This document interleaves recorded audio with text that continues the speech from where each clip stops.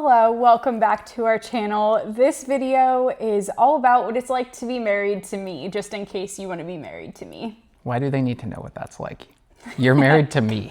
I've been saving that joke since we came up with this title. In actuality, this video is about our experience of what it's like to be in a marriage with someone with a disability and live a life with someone with a disability. Yeah, I mean, everyone, like all disabilities are different, but this is just our perspective.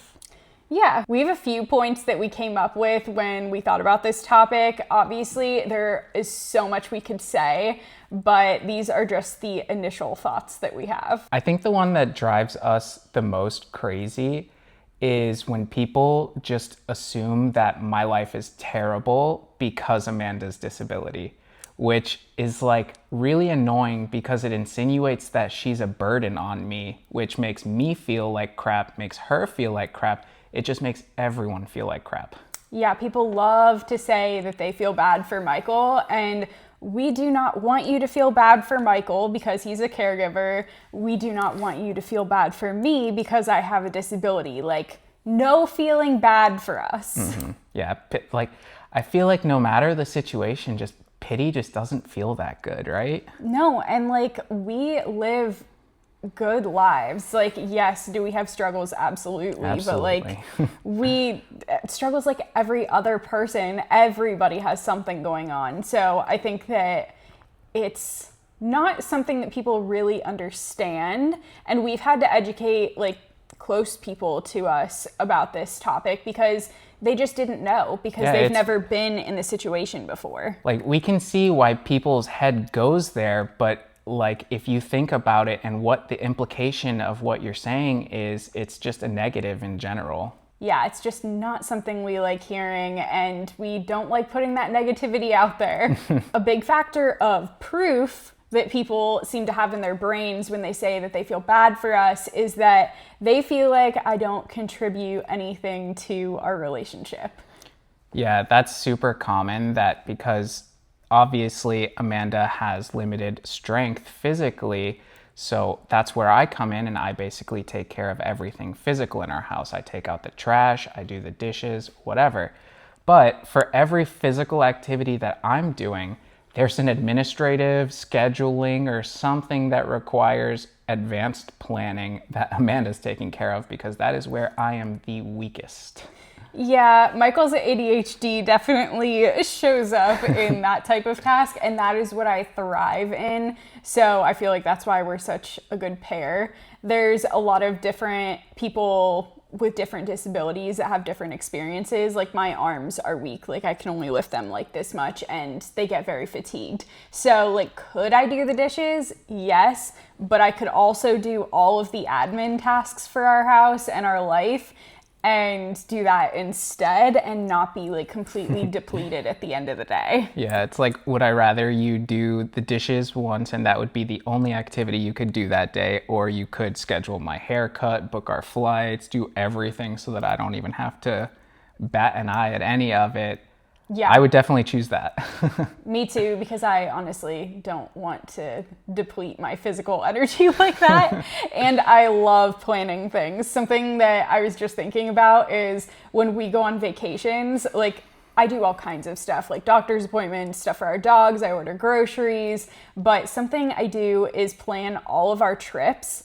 Michael will get to the airport, he won't know what time we're leaving, he won't know what airline we're on, he won't know if he pre-ordered food, and I already know what he would order, so I don't need to ask. He wants either the short rib that they usually have, or if we're coming back from LA, which is a frequent trip of ours, we get Shake Shack. Shake Shack. I couldn't think of it. Good. So anyway, so I do that. He doesn't know what rental car we got. He doesn't know what hotel I'm just happy to be here. He doesn't know what hotel we're staying at. So honestly, I'm very like type A. So I like doing all of that stuff. I'm very type ADHD. Yeah, he's very that type. So yeah, that's just something that I contribute to our relationship. And even not splitting up home tasks, I think that it's important to say that people with disabilities do contribute love and support and other things that do not amount to your physical abilities equaling your value. Amen. I feel like I would literally crumble without you like holding me up emotionally. Don't worry, sweetie, I'm not going anywhere. I thought I was like touching the armrest because I was touching his watch and I thought it was like my chair. No, that's me. Another huge topic, as everybody knows that is familiar with the disabled community, is we're not inspirational. Well, we can be inspirational, but I'm not inspirational because I have a disability and he's not inspirational because he's a caregiver. I feel like when we're at Walgreens getting a candy bar or something is not when we're being our most inspirational. No, like I'm not inspirational because I'm out in the wild and I'm getting out of my house today. I mean, well, I kind of am because I don't like going out in the wild. We really would be hermits. Yeah, I'm a homebody, but not because of my disability, just because I like being at home.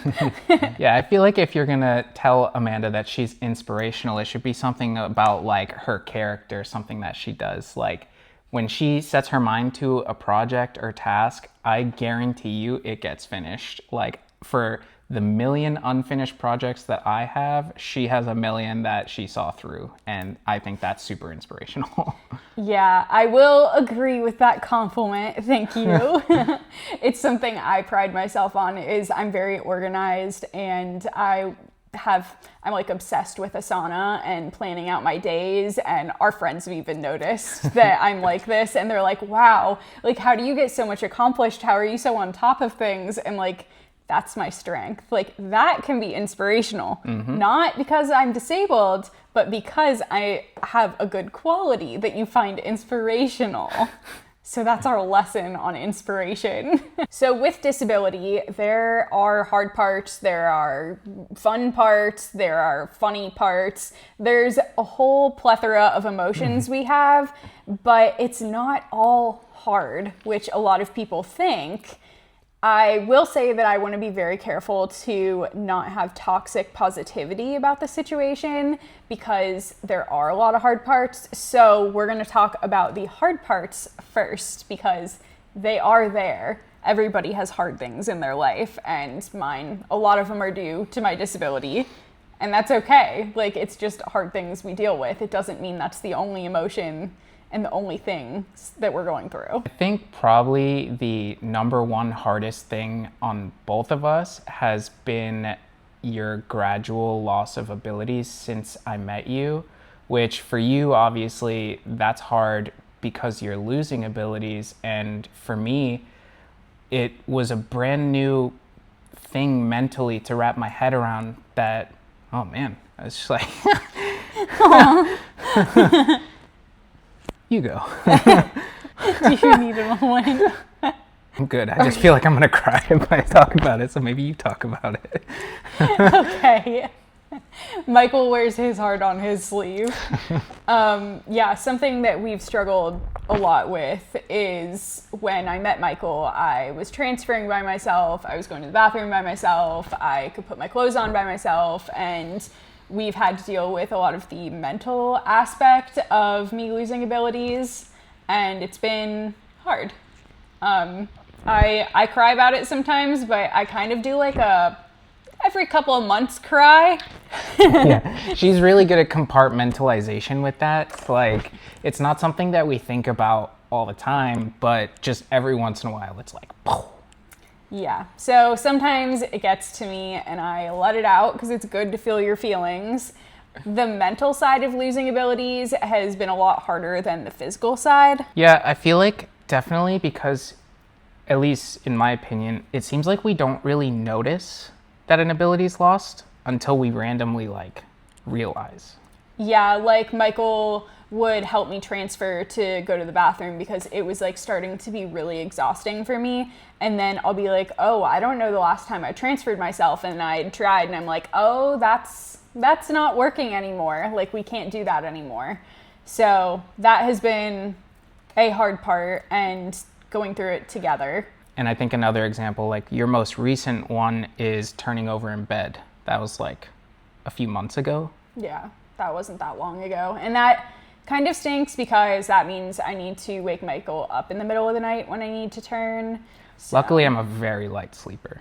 yeah, and he falls back asleep super quick, so that does like make me feel a little better, but and he says, do not like, don't hold your pee, like don't like lay uncomfortably, like wake me up. And he says that, and then I still am like, no, I'm gonna hold it as long as I can. Like I'm gonna wait till my hip hurts, which I shouldn't do for pressure sores. But I mean, obviously one of the hard parts is dealing with a burden complex that even though I have no reason to feel like he thinks that I'm a burden, it's there. It's there for everyone, even well-adjusted to disability. It's just a fact of our life.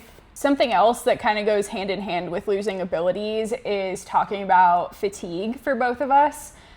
Even today, I transparently have been kind of struggling with fatigue. I haven't really done anything today. I took a shower and I've worked like on my computer, but I haven't done anything physical, and I feel like exhausted, like to my core, exhausted, like so tired that you feel like you can't breathe. But I have been pushing through it because I really wanted to record today. That's something I deal with, like sometimes more than others. Like I'll have weeks where I'm feeling great, but today's a hard one. And then Michael has exhaustion too, even though he doesn't have a disability. He has mental exhaustion, especially with his ADHD and his brain. Yeah, I'm all over the place. Like I somehow get like 10,000 steps every single day, and it is primarily from pacing. Like, it's not like nervous pacing, but I just find myself from one end of our house to the other, like constantly all day, every day, and I have no idea why, but 10,000 steps every day. And I'm like the efficiency police, and I'm like, if I'm leaving this room, I'm grabbing this and this and this, and I'm walking out so that I don't have to come back. So it's something we do very differently, and we were in LA recently and we were in the car and we were, well, not me and Shane, but like Hannah and Michael, we all have Oura rings, and we were talking about how many steps we've taken that day. And we all lived like very similar days. Yeah, we were just all together the whole day, and somehow I had like 5,000 more steps than everyone just from meandering around. Everyone meaning Hannah, because Shane and I don't walk. But it's something that we've found funny to compare now is how many steps. And Hannah and Shane are really good about their slow mornings, and I would like to have slow mornings. Michael likes getting up and running, and so Michael will go on a run like before everybody's like up and moving for the day. But other than that, like we're living the same day and he's still walking around so much and more. That's not the runs either. This is like, we're talking about days where I don't run. I still have that many steps. It's crazy. Yeah, and I guess, well, like ADHD is a disability. Like it is. Well, because I was saying that like you're just like a person, and this is like you're feeling fatigued, but not because you're disabled, but you do have things that are harder. And I was just the reason why I was thinking about this is because like when Michael works, he finds himself like kind of getting in like a huff. Yeah, if anyone has tips for that, let me know, because all the time when I'm working, I will notice that I'm like heart rate 120, like I just wrote a post on Instagram today about that, about slowing down, and you have to practice noticing when you're like that and then pause. Take a breath. Even right now, I feel like we're talking so fast. And so basically I was thinking about him doing that, and you'll notice in our videos that his eyes are like all over because he is fidget. Thinking a lot. There's a lot going on in there. So that's also exhausting for him. And then aside from all of that, Michael does DIY projects in our house. He helps me with showering. He cooks all of our meals, and that's exhausting. And do I feel bad for him for caregiving? No, I don't feel bad for him, but I do acknowledge his physical output that he's doing and that he can get tired too. Well, I appreciate that. Yeah. And at the end of the day, where it gets hard is I'm exhausted, he's exhausted, and he still has to caregive for me. And there are days that he'll be working on the bathroom project, which we're doing an update about that soon, guys. It's been a hot minute. Us. And then he'll have to help me shower that night still. And that's something that we just do even though we're tired. That's definitely an interesting thing that I have never really had to manage my physical exhaustion like that. Because before I met Amanda, if we were doing yard work, it kind of didn't matter if I went so hard in the paint that at the end of the day, I just fell into my bed and was comatose. But it really does matter now. Like if I'm too physically exhausted that carrying her to the bathroom feels hard, like that's an issue for us. Yeah, and it's something that we both kind of try to work together on about communicating like expectations for our day and like what we need to get done individually and what we need to work on together so that we can both try and monitor our energies and not get to the point of absolute exhaustion at the end of the day. Especially because that's when your worst qualities will come out. It's so Mine? I meant yours and like anybody's. Like Yeah, when mine you're too. exhausted, like the stupidest things will make you angry or sad or whatever. And then we wake up the next day and we're like, what even was that conversation? why was I in the pits of despair yesterday? Something else that we struggle with a lot is communication. We are generally very good communicators. Like we have worked really hard on that. We started therapy before we even had any like major issues, like very early in our relationship for strategies. But which was great. yeah, highly recommend. We've said that in a million videos, but I'm going to keep recommending it. But a factor of communication for us is I have a difficult time with frustration when I can't do things sometimes. Like if Michael is washing my hair and there's a spot that like itches and I'm like, I know you haven't touched that spot and like I can't reach, like this is as far as I can go. Like I can't reach anything. So like if I'm trying to describe to him where my head itches, that's like a big like miscommunication, like hard. Yeah, it's like literally communicating the idea of where something needs to happen or something like that. It's difficult. Like it's difficult for anyone, and it's so frustrating when it's frustrating for her when she's trying to communicate a need and it's just going out of her mouth and it's slamming into my head, but it is just not getting in there. Like I'm sitting there and my wheels are turning and I'm like trying to figure it out, but just not getting there. And that has been the source of countless frustrations. Yeah, I have definitely some frustration intolerance with things that I can't do, and I've noticed that, and I've been working on that because I noticed like I feel extra irritated when something like that happens and I cannot communicate what I need to get through. And so I've been working on trying to stay calmer and figure out how we can like yeah, and I mean that things. frustration, it makes so much sense though, because like it's two sources of frustration. It's not being able to effectively instruct what I need to hear and whatever the need itself is. Like if you have an itch, it's incredibly annoying to not be able to express where that itch is. Yeah, and this is just highlighting things that we struggle with. We don't sit there and argue all day. Like I can't even tell you the last time that we've had like some big fight about something. Like we just have little issues that we work together on and figure out how to move forward. It's never like a big deal. I mean, I think if you're not having any issues or any little frustration day to day, like that's probably a red flag in and of itself. Like maybe you're not actually spending time with your significant other. Yeah, true. I guess it's just part of marriage. And I think a lot of people found that out in the pandemic when they spent a lot of time together. That's some sink or swim type of situation. But Michael and I, we've been together 24/7 for years. So like we were like, nothing new here. So we were already used to being together all the time. But now that we've touched on some of the negative stuff, or I don't even want to say negative, I just like difficult things. The hard parts. Yeah, difficult things that we deal with. Let's move into humor or like good parts, because there's a lot of that. A big way that people cope with disability is using humor, and honestly, it's healthy to use humor to a certain extent to cope with something like this. So we have a couple examples of funny things that we laugh at that are like actually not. I don't even know if this will hit home for anyone else, but Amanda does this one inside joke over and over again, and it literally kills me every single time. She will get, I don't know what to say other than a little too hyped up. Zoomies. Like she'll I get the zoomies, and what she does is go, that's it, I'm standing up. And then she will like gesture or put everything into it to try to stand up, even though she can't, yeah, obviously. like I literally can't. But it is so funny to me when she does it.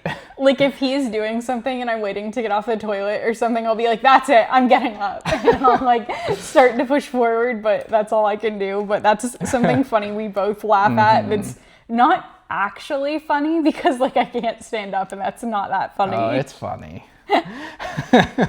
See, and most people outside of disability that don't know about these things would not think that's funny. Maybe just outside of our relationship. Yeah, maybe we're the odd ones here. Another thing that I think happens a lot that is sometimes funny and sometimes it's just cool is the creative problem solving that we come up with or she comes up with to sort of navigate her disability. Like one thing I remember was when the very first time maybe that I met you, we got into your car, and this was when she was still driving, and she had this little towel that perfectly propped up her leg to just the right height that she could use her pedals in her car. And I remember thinking that, I was like, wow, that towel, huh? Like that wouldn't work with any towel. It has to be that towel. Well, it was the right size. And I do want to give a little clarity. I was a good driver.